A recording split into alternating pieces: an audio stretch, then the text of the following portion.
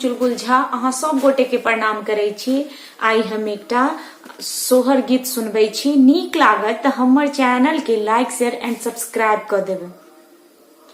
दादी जे गेली पलंग पर दादा सो विचार करू रे, ललना रे बालक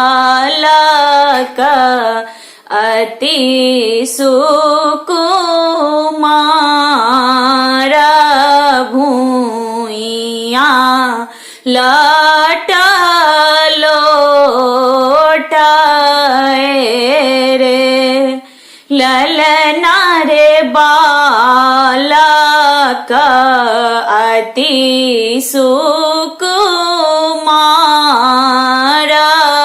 भूइया लटलोटाए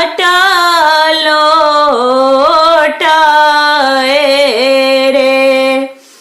आबथु पुरहित पंडित पोथी या सहित लेने रे, ललना रे गुनी दिया बउआ के दीन करब जगमुरन रे, ललना रे गुनी दिया बउआ के दीन करब जगमुरन रे।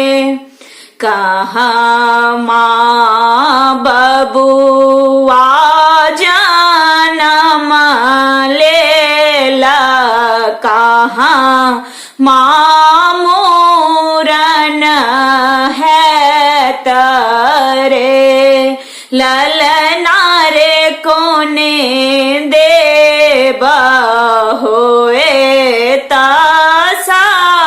सहाय करब जगमुरन रे, ललना रे कोने देब होए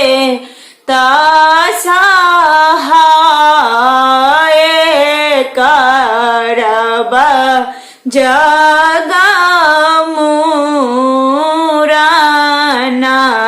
रे।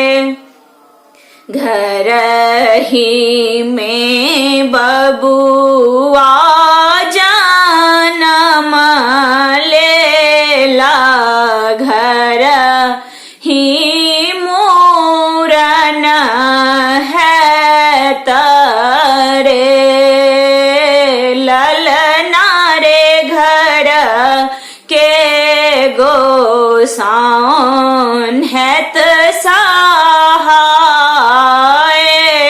करब जगमुरन